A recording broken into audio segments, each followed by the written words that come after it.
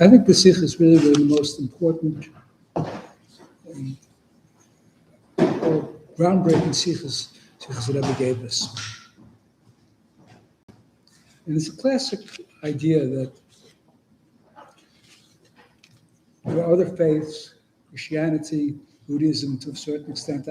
I'm not really so well versed in these other faiths. I don't really like to speak about other, but there is this idea of an ascetic monk, be a Christian, Buddhist, etc. Someone who's up on the mountains, doesn't get involved in the physical world, lives this holy ascetic path. And people think that, well, after all, this physicality and spirituality, this person is abstaining from the physical, he must be involved in the spiritual. And then there's people who say, hey, I'm a human being. God gave me senses. God gave me desires. I'm not supposed to totally divorce myself from them. Quite the contrary. Indulge. I'm not going to hurt anybody else. I'm not going to take advantage of people. But, if I work hard, I'll earn money, and I'll be able to satisfy all my desires. What's wrong with that?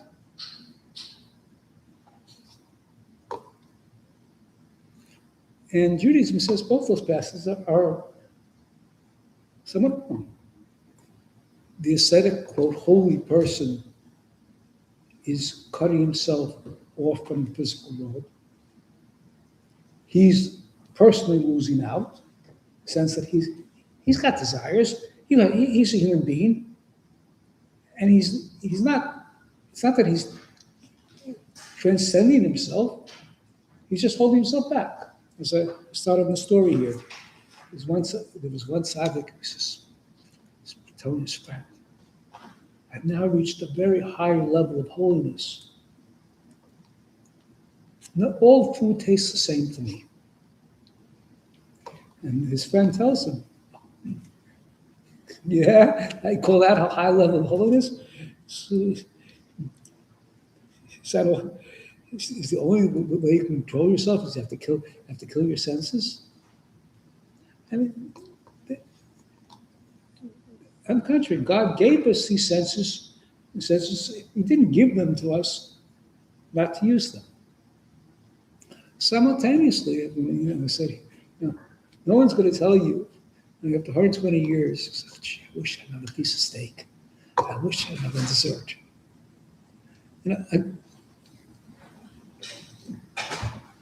Somewhere, each one of us know that as much as we have a sense of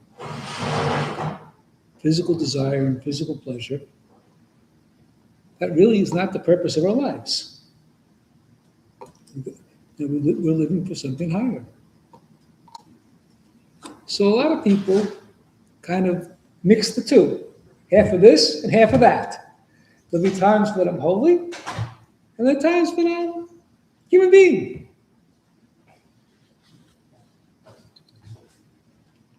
Judaism, and in particular Chassidus, takes a different approach here. To be human and to be godly simultaneously. Moshe Rabbeinu was called Ish Elokim, the man of God, or the godly man, and his humanity and his godliness are fused together. They're not separate things. As he's living in this physical world, he's living a godly life.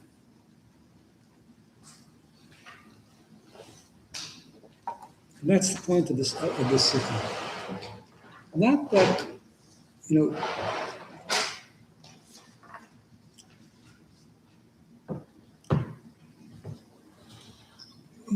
because like I said, people say, oh, live in the world.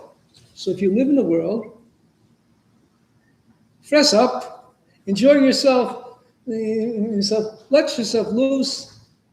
Live in the world. No, that isn't what Torah is saying. That's kind of animalistic. Nor are we leaving the world. We've got to live in the world in a godly manner. And this Sichah gives us the key to that. Let's take it inside. The Mishnah clarifies the intent of taking vows, commenting, vows are a protective force for precious spiritual discipline. Precious literally means to hold you, to set yourself away. Reproach in Hebrew means to step away. There was in the time of the Baal Shem Tov, there were these people called Perushim. Like I said, just like we spoke about monks from other faiths, these were as well Jewish monks. They would, have their own little small cell in the shul. They sit and learn Torah all day, and they'd fast, and basically some of them would fast from Shabbos to Shabbos, some would fast from sunrise to sunset, and some of them were blinders. This is really, there's, to which extent they took it, but there was this idea of separating yourself from the physical world. Now, vows aren't supposed to take you that far, but a person who's the classic example of vows of Nazarite. A person likes to drink, so he takes a Nazarite vow. They won't drink wine.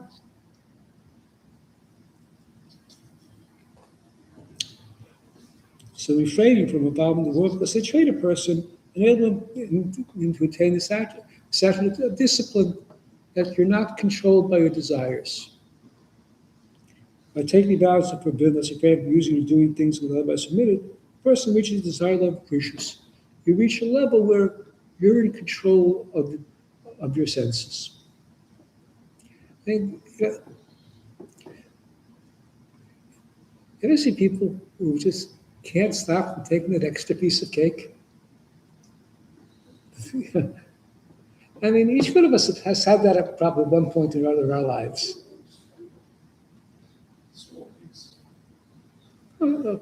A piece of steak, whatever you're thinking, whatever your time is, whatever that food that you desire, there's come a point where no, I want this. This is what I want. So this idea, the sages use expression, sanctify yourself and what is permitted to you. The intent is that even when the Torah permits certain forms of conduct, the sages advise the person to adopt curbs to attain a higher level of refinement. Not everything that you want to eat, you have to eat. And it's again a very basic, but a real thing. Now, conversely, what is it? Yerushalmi voices reservations. He says, why are you taking vows? Is it not sufficient that the Torah is forbidden for you? There's plenty of things which are forbidden to you. Why are you going to have to add more prohibitions on what the Torah itself forbids? It's enough. The Torah says, don't eat this, do this. You've got enough curbs on your conduct without adding new ones yourself.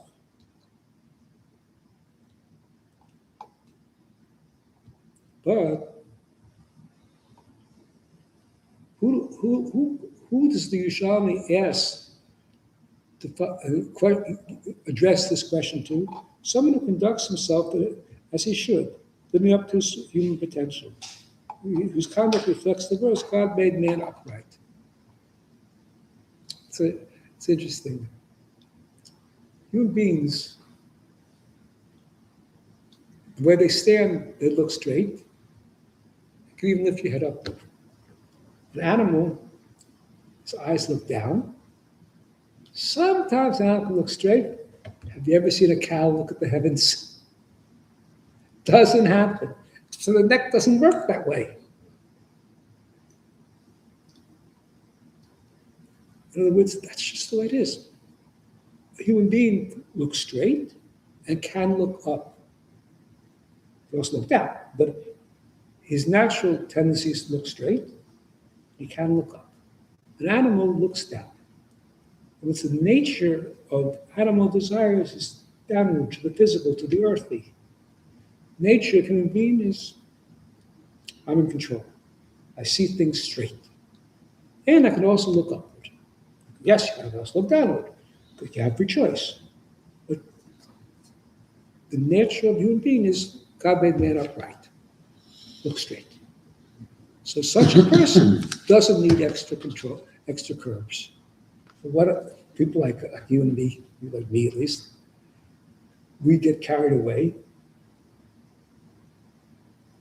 when we come in contact with physical stuff. We want more and more. So that's where vows come in. Hey, wait. Put an extra curb so you'll learn self-control. You'll learn discipline.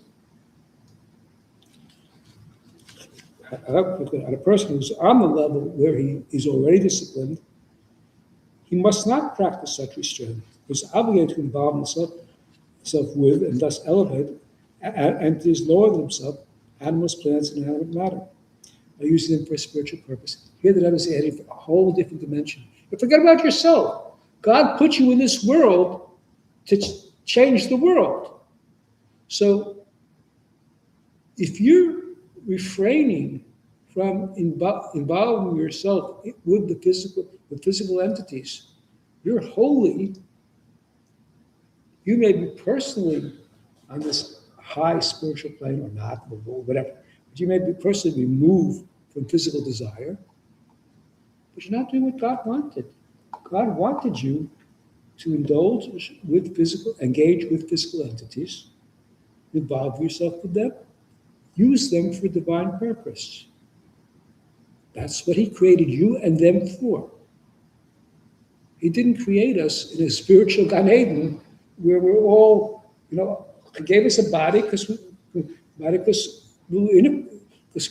us to use it for a holy purpose, not to pretend we don't have one. So when a person conducts himself typically, here we're talking about a person who's not living up to his own potential. He pursues various plans and rationalizations, conscious entities, and worldly affairs. He does not act as a conduit of godliness. Instead, his focus is seeking pleasure in material things. Not only does such a person not elevate the material entities he uses in his daily life, instead, the desire and pleasure experienced in the food and light draws him downward and lowers the spiritual level of the object he uses. Such a person needs to follow the mode of conduct associated with vows and piety. In other words, when you're in control, you're God created man straight, upright. You can look at the world when you're in control, then you don't need any vows. On the contrary, you've got to involve the world. But when you're chasing the world for the physical, you're chasing the physical objects for their own physical sake, you're not carrying out God's potential to make this world a dwelling place for him. You're not giving anything to the world. You're taking what you shouldn't be taking. You're becoming, you're subordinating your potential to the food, to whatever desire you're chasing. That is, we said a person shouldn't cut himself off, but he should be in control. Not those objects should control him. That's the whole point here. Person, this idea of self-control. Now, the Rebbe takes us historically. When did the concept of vows really start to get played? In the era of the second base of Mikdash, the Second Temple. There are sages who ordained many safeguards. Why? In the first base of Mikdash, godliness was openly apparent. The whole place changed. Give the classic example.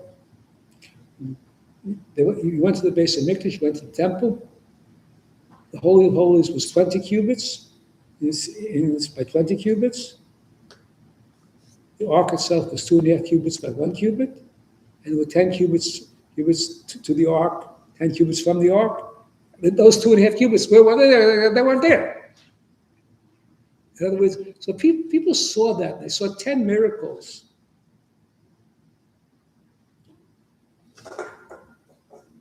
When you see godliness in front of you, somehow you don't get so physically drawn. I mean, you just, when we went to the Rebbe, guys would leave their wives in their homes for 6 to 8 weeks. This is sometimes for Tishrei. 4 to 6 weeks was natural. You're married, you're a man. Especially as a guest, you didn't necessarily get the right food or anything else. You didn't care. It was just because you were absorbed in something higher. So when you're living in a realm of something higher, this need for curbs is not so apparent. In the era of second base of Mikdash, the revelation light of holiness was lacking. The dark forces opposing holiness became stronger. And that's where they needed these constant restraints and curbs, extra vows. Thereafter, from generation to generation, as these negative forces continued to intensify, rabbis added even more restrictions, restraints, and curbs.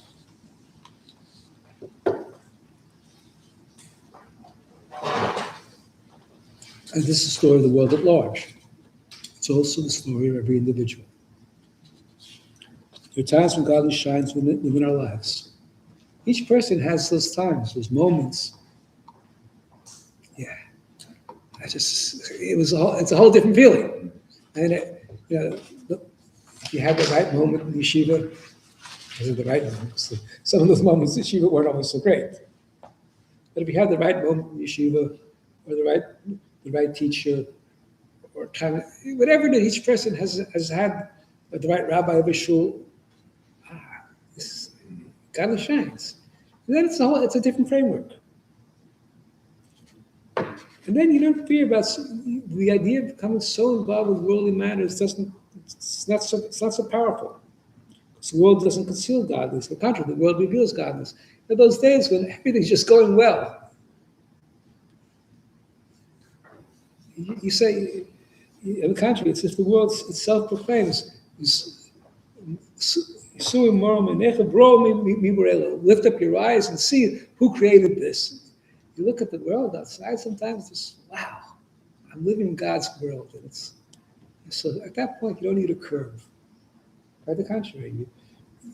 When a person feels he's living in God's world, you just say, thank you for everything.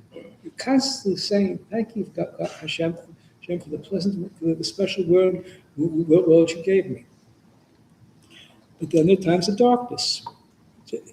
Just like we said, there were times of holiness, the Jewish people at large, and times of darkness. Same thing in each person's life. There's time of darkness. The person does not receive godliness. At those times, he must employ curbs and restraints, avoiding involvement even in pleasure entries that are permitted. Otherwise, such involvement can drag him to a lower level.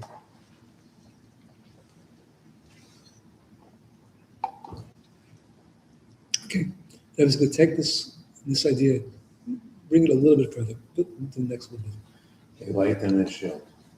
The achievement that restraints and curbs bring about assistance in prevailing the battle with the forces opposing holiness, even in times when the world's spiritual darkness becomes stronger, is twofold. A, through restraints and strictures, a person distances himself from the material orientation, minimizing his involvement with the spiritual darkness within the world. By avoiding the enemy, he does not allow the opportunity to battle against holiness. Take the Nazareth, the guy who takes a vow not to drink.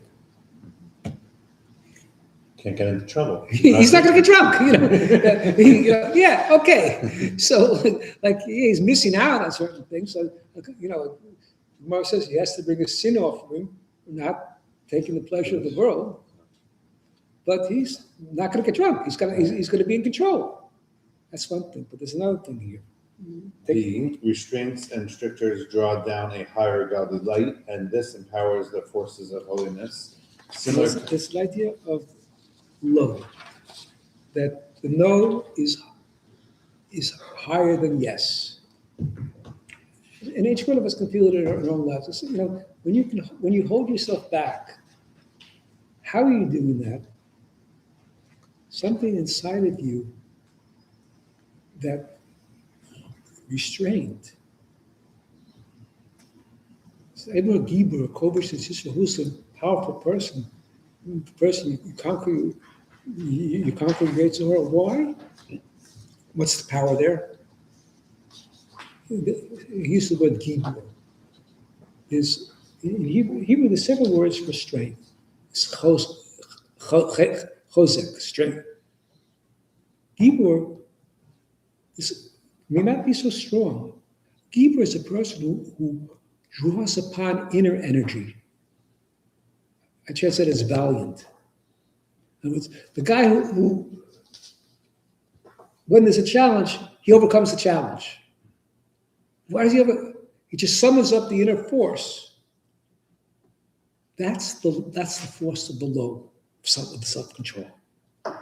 This inner power, which you have inside of yourself that you don't usually tap. When you say no, you tap it. The same way in a spiritual way. So that's this advantage of a vow, that it gets you in contact with an aspect of your being which can say no, which can rule over your ordinary way of thinking, lift you up to higher. Similar concepts apply with regard to vows. Aside from the virtue of self-discipline through which one can forestall to a certain degree being led astray or drawn down spiritually due to excessive involvement with material matters, vows bring about a positive virtue, drawing down holiness. This empowers a person, providing him with added strength to confront the challenges of the forces opposing holiness. Okay, so now we have, again, the classic material versus spiritual. And like I said, there's, in the beginning, there's the ascetics and people who indulge. We said we want a middle path. We haven't really spoke about the middle path. We just said self-control. So we know, okay, so I'm not going to go all the way either way. I have control. But the long run, it's challenging because tell your kids, you can't eat this. How good you can't have that candy. The kid wants the candy. Makes it better. And he's going to take the candy at one point or another, Okay, even if he's a good kid, he won't take it behind your back. When he grows up, the first thing he does is, I really, like, yeah. My wife is very much against sugar. She raised the kids next to no candy. I'm not going to argue with my wife about these things. I have bigger and better stuff to argue about. Anyway, so each one of the kids at the point when they had a sugar-free. They went to camp. They finally found candy. Yeah, it was like. Sure.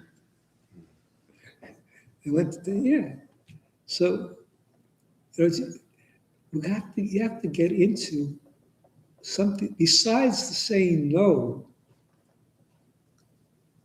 You've got to get in. You've got to get to a higher point. Otherwise, the saying no is just can't. Sort of like I want it. That's what we go from the next point. You want to take that a little bit? In a position to help. The fact that the restraint from material involvement brought about by vows is necessary when one finds himself in a spiritual decline and darkness. At the time when there is a tendency to seek many forms of intrigues implies that a person who is sanctioned to nullify or release vows functions on a very elevated spiritual level. Not only does such a person not need the curbs resulting from these vows, he's also able to influence people who would, due to their own circumstances, require a vow, enabling them to involve themselves with worldly matters without stumbling. He said, he didn't say it so clearly, but this is the point we want to bring up.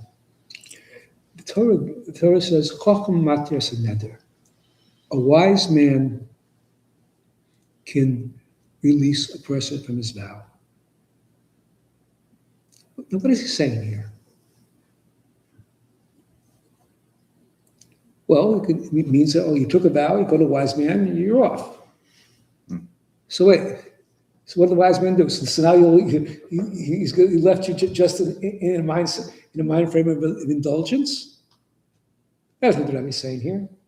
The Rebbe is saying the wise man himself lives on a higher plateau. He doesn't indulge himself in the world, not because he's controlling himself and fighting himself, because his mind is focused elsewhere.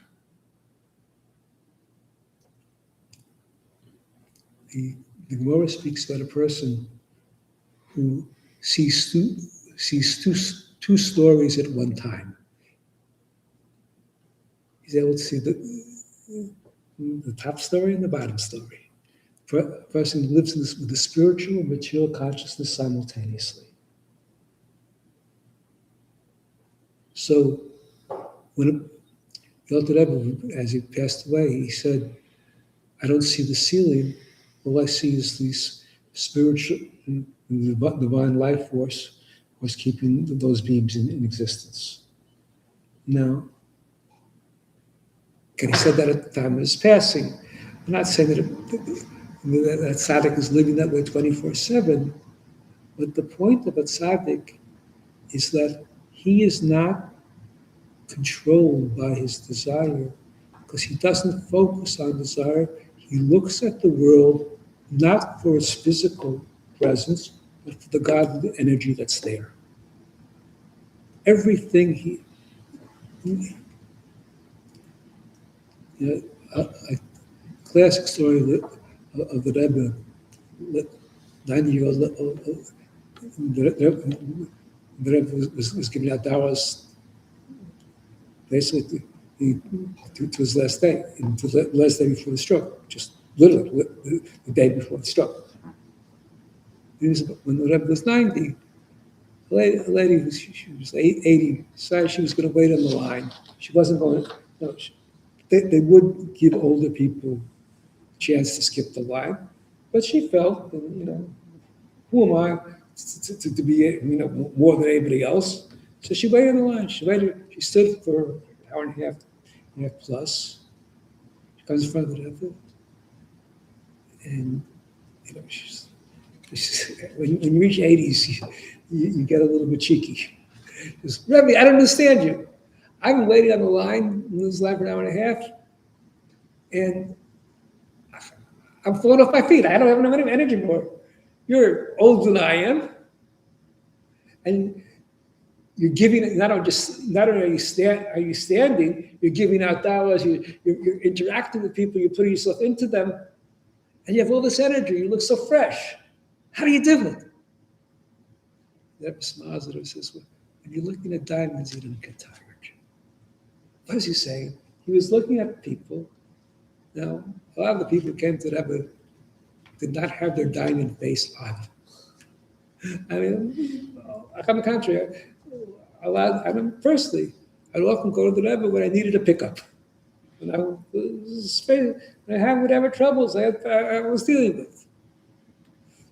Now, not every Sunday, but the people went religiously every Sunday, but most people didn't go every Sunday. Why take the Rebbe's time? But if you for a special occasion, or more, you needed something, you went. People would fly in just, to be there because they felt that, I need a pickup. So the Rebbe didn't look at them as they were low, that they needed a pickup. The Rebbe saw their diamonds. In other words, the tzaddik looks not at just the external, he sees the internal. When he eats, he sees the shakol niyeh b'dvaro, that everything is brought into existence by God's word, not the physical food or drink that he's partaking of. That's where tzaddik lives. So now that's the schacham who's makis and neder.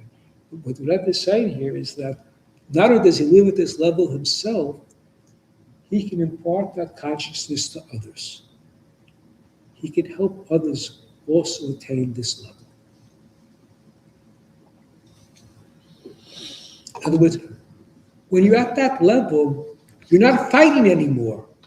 The fight between the physical and the spiritual, what I have to take the vows or I'm not going to take the vow, is because there's a conflict. I know the physical is attractive, but I don't want it to control me. I'll take a vow, but then I can't use it. This is the tzaddik doesn't have that problem. And not only is he in control himself, more importantly, he can lend that same sense of inner awareness to the people he comes in contact with, so that they can also live that way. That's why he's makir and neder. He releases their vows. He gives them the ability to function in the world semi as he does. Take it further. For this reason, we see that even with regard to actual practice, those who are given the license to nullify or absolve vows are tasked with a much greater degree of responsibility than those who take vows. For this reason, a father can nullify his vows taken by his young daughter, since anything that accrues to her belongs to her father. The husband can nullify his wife's vows, since his wife was in his domain. Certainly, this applies to a wise man who is given the power to absolve the vows of others. The early halakhic authorities go further, maintaining that in this context, the term wise man refers to a person ordained with the special Sichah conveyed in an unbroken chain from one stage to another, dating back to Moshe our teacher. Such a person surely stands on a very lofty spiritual plane. Who is this wise man we're talking about? A mini Moshe. Somebody who is almost at that level, who's got this ability to go above ordinary physical consciousness. Move further. Even three ordinary people are sanctioned to absolve a vow. However, this power is granted them only because their authority is enhanced, since they constitute a court of law. Okay, so then we say, there are who generally can absolve a vow? A wise man. What if you don't have a wise man in your neighborhood? And that's, sometimes bad. So you can go to three ordinary people. They can also absolve a vow. But why? Because they're no longer functioning as their own selves. They become a court of law. And a court of law is invested with a certain power beyond that of an individual. You want to take the next one, John? Actually, you get a longer one. All the concepts in the Torah apply within both the macrocosm and the macrocosm. This also applies regarding taking vows and absolving or releasing them.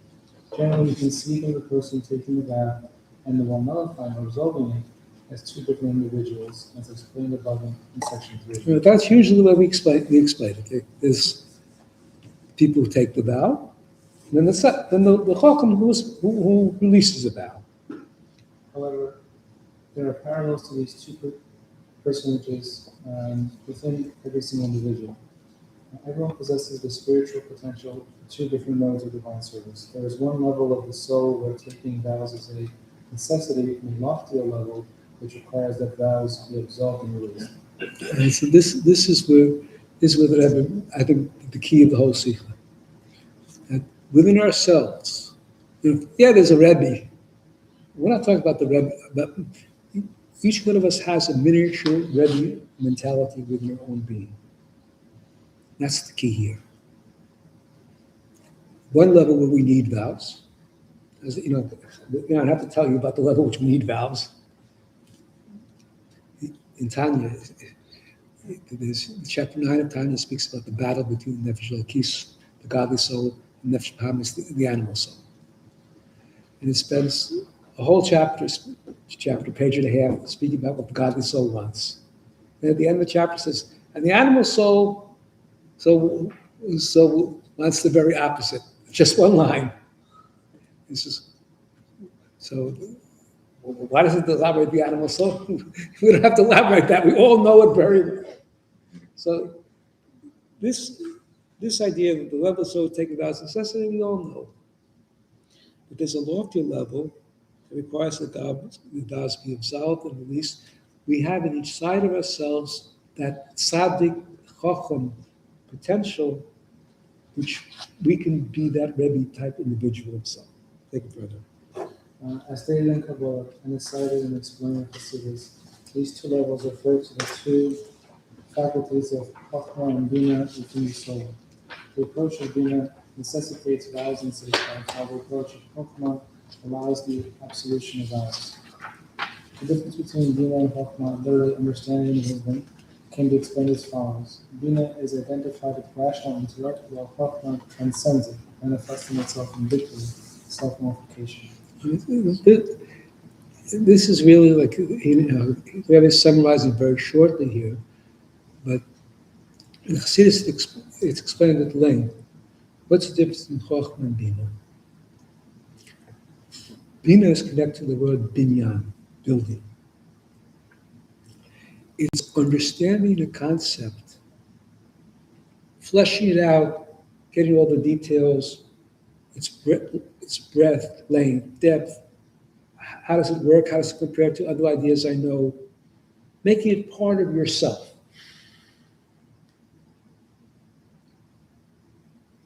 Getting the idea that it fits in your pocket, as it were. That's it. It's like every concept, you can understand it. I know it. I got it. I made it my own. What is Chokhmah? That eureka moment when the concept has got you. Whatever field where you use your mind, you reach a certain point where the flash of wisdom, that moment where Archimedes, runs through Athens with the bath towel, because I got it. I got the idea, but it's not. I got it. It got me more than that's Chokhmah as bitul. When you're so absorbed in the concept, you use all, and then you don't really understand that moment. You don't understand what you're talking about.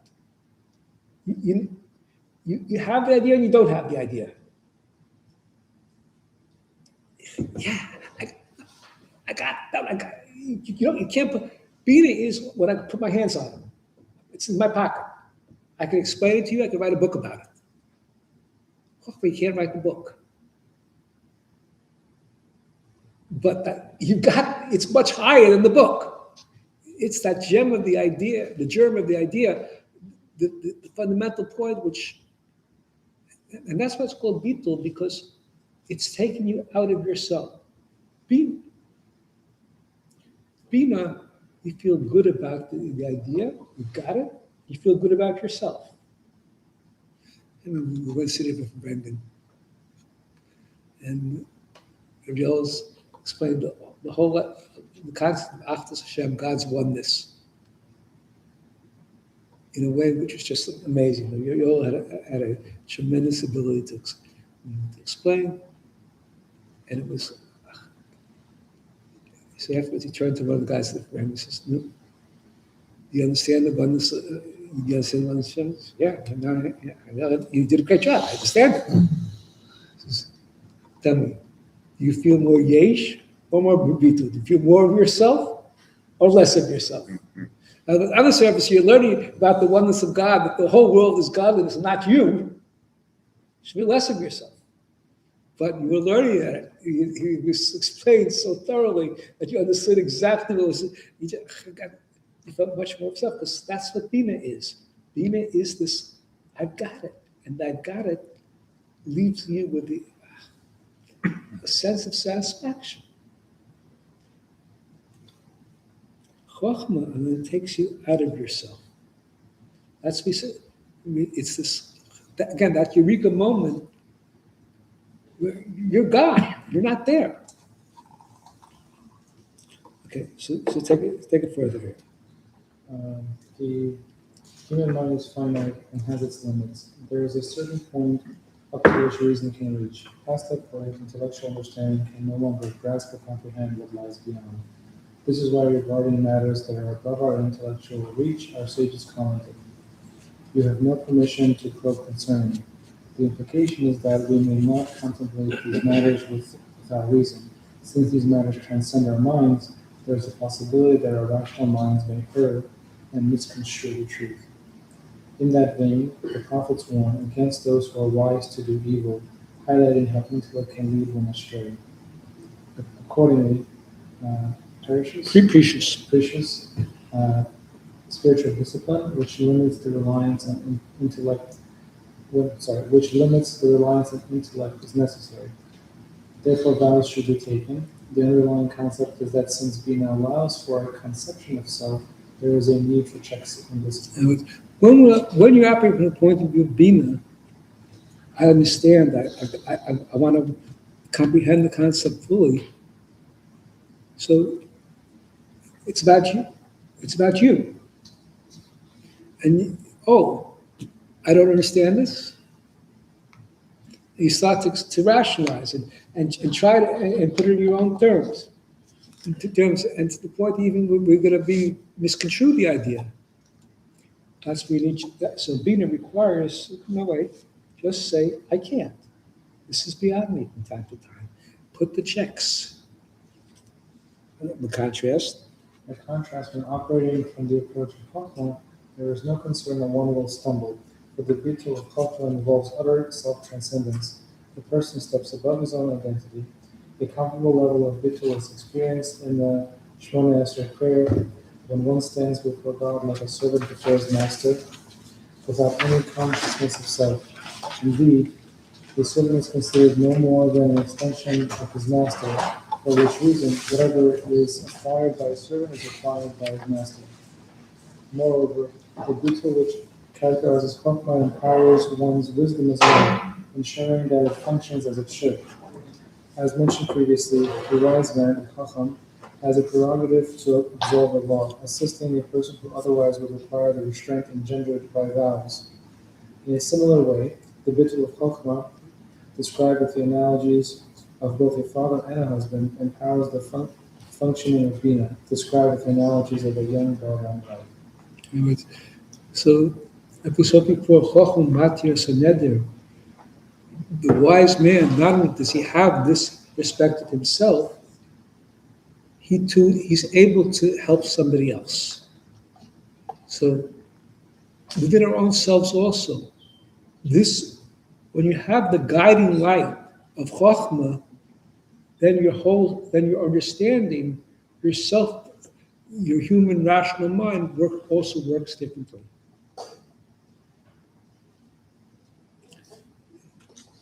It's a beautiful idea. It's connected actually to this 3-week period. Why was Eretz Yisrael destroyed? What brought about destruction of the base of Mikdash? It says, besides the idea of Sinas Chinim, this one of the other ideas it says that they didn't study Torah.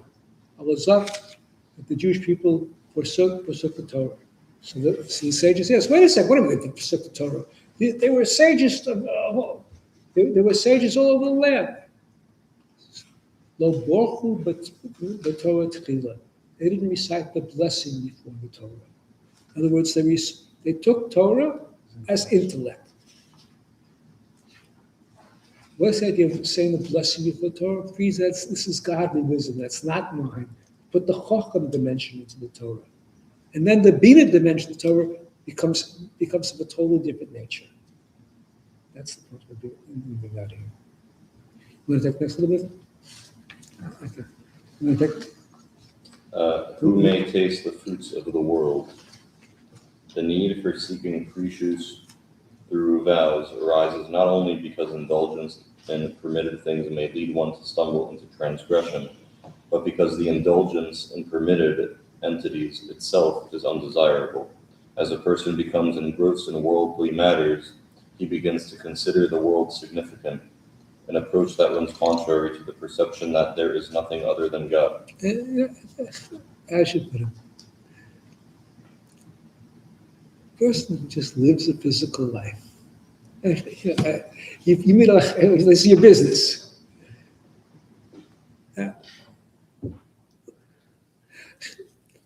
The first year we were married, my last son was in Pesach. My last son was in Israel. We didn't have enough money to go to Israel that year. But my home, I couldn't bring my wife. I knew how to walk between the raindrops, drops of the kashas in the house, but I wasn't going to bring my wife there for Pesach, especially Pesach. So, what am I going to tell them? I'm not going to come home. Young families need money. Took a job as a mashgiach. Nobody do that again. But anyway, but the people there, from breakfast to the tea room, to lunch, to the tea room, to supper. I gained 15 pounds this Pesach, literally.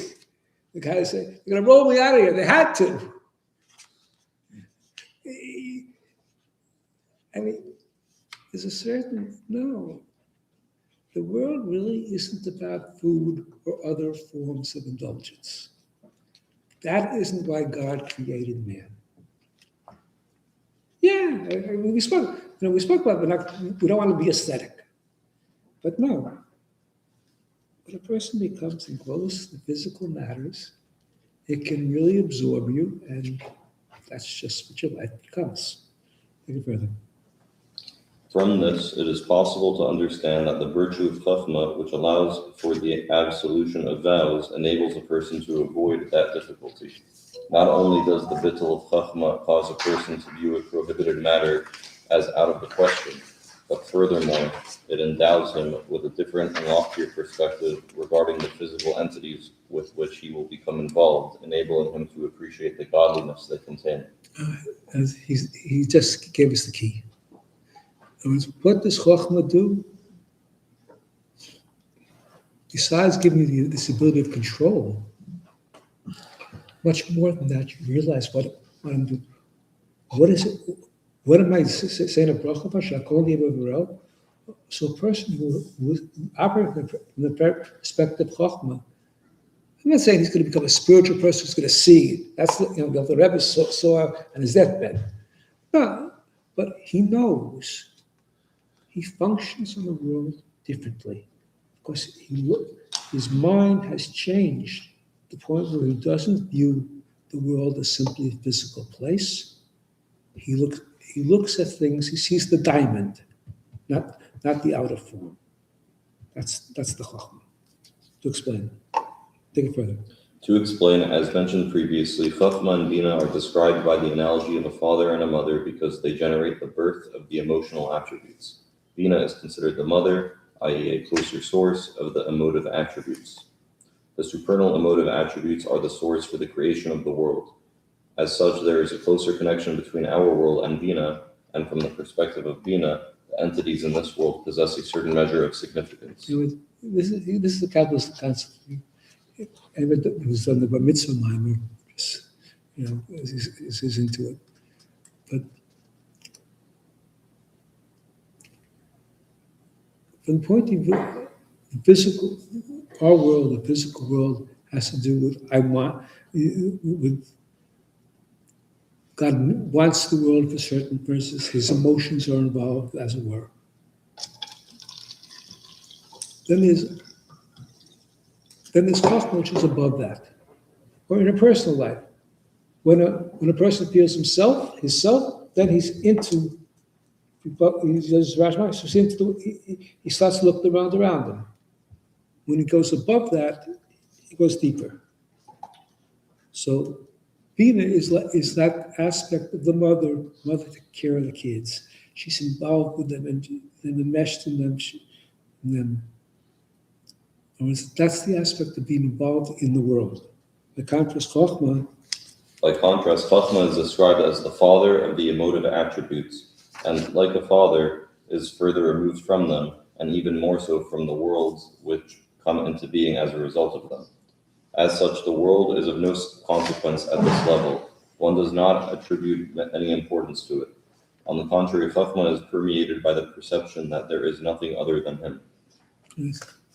Chochmah looks at the world and says, I don't see the world, I see godliness in the world. Now,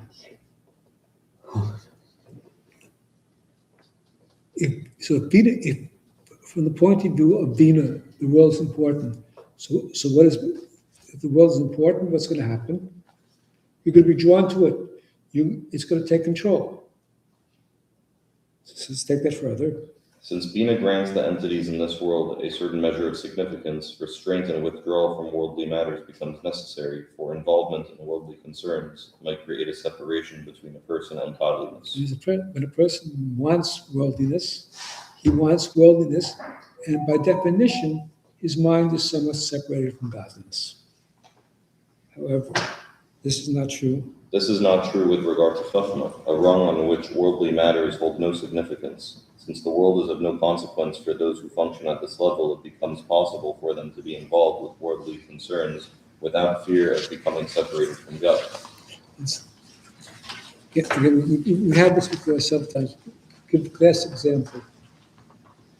Yosef and his brother. Brothers were shepherds. Why were they shepherds? Shepherds, you see the shepherd with the flute in the field, relaxed, not caught up in the material. Look, the sheep, make sure but you're not really caught up in the material dimension of the world. Why? Because that's the shepherds, just like the government sucking Yaakov, the Rosh shepherds. The shepherds, Yosef's brothers, they just let's separate ourselves from the world. Because now, what's the difference between the forefathers and Yaakov? And the papers, Abraham's Yaakov, they were by nature separate from the world. So they function they live the shepherds. Yaakov's sons, they would have been very much at home in the world, but they didn't want to be involved in material reality, so they took the job as shepherds. So look for Yosef. They're going to Egypt. They see Yosef. And why don't they recognize their brother? Because they see this guy involved in all the business activities of Egypt. Wait a second. Yosef was holy. He was spiritual. Suddenly he's buying and selling and outsmarting all the other people in business there. How can a spiritual person can't do that. If you're involved in the material reality, you can't live in the spiritual plane simultaneously. That can't be Yosef. Why could it be Yosef?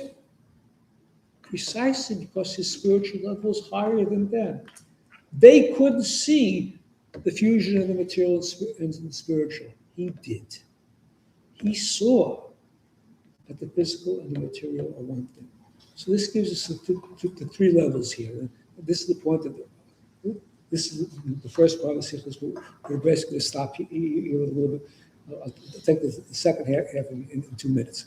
The first half is like you see, there's indulgence. Then you're operating from the point of view of self, from Bina, and you're drawn to the world. Then there's a person who's operating from the point of Bina, but realizes, oh, I don't want to get drawn to the world, I want to be in control. So you take the vow. But then you separate, that means separating yourself from the world. So you're not so yes, you're not being controlled by the world, but you're not using the world for godly purpose. And then there's the Chacham. Or that Chacham which each of us has inside of ourselves. Where you're in the world,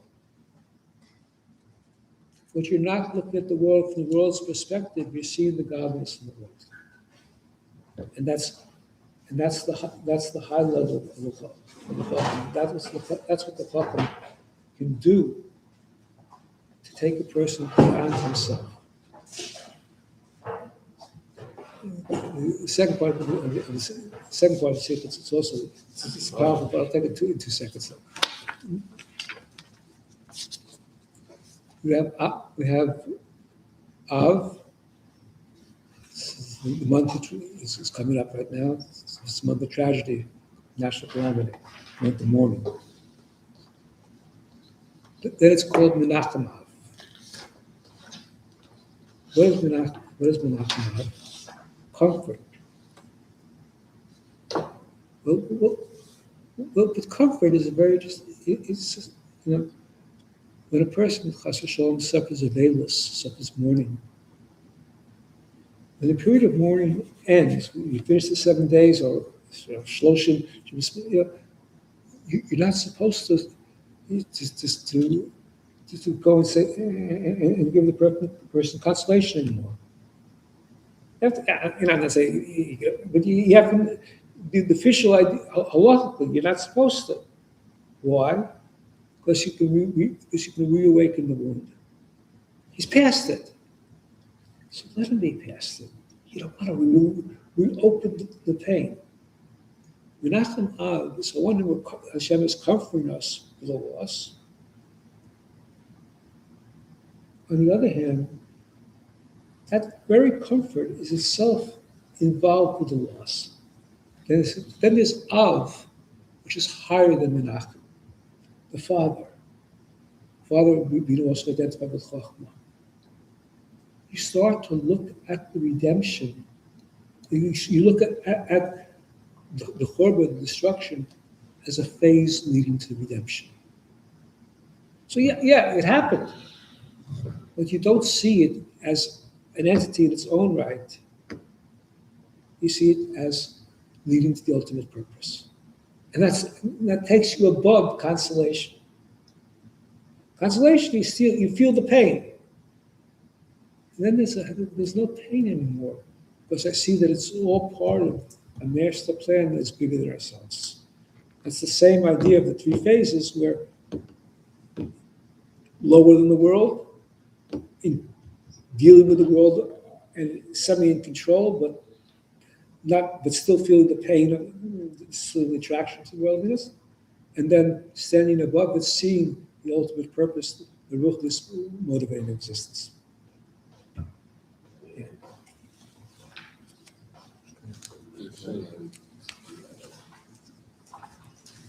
I just think one of the things about why I think the Sichah is so important is because it really gave us a whole new perspective.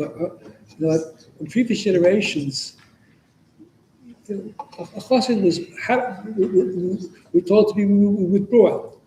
It's kafia. Hold yourself back. Don't indulge. The Rebbe, not chassid tell you to indulge. The Rebbe did. He said, "Iskafia is in thought, speech, and action." He said, "Don't cheapen your conception of spirituality. We say, oh, I'm not eating ice cream, therefore I'm a spiritual person.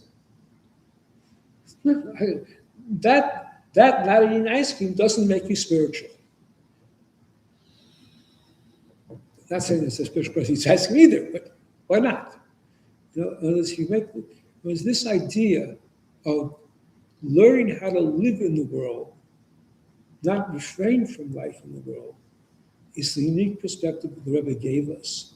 I think really which defines his spiritual plan for our generation as opposed to the previous. So like previous generations, the idea of a chassid is emerged as skafia.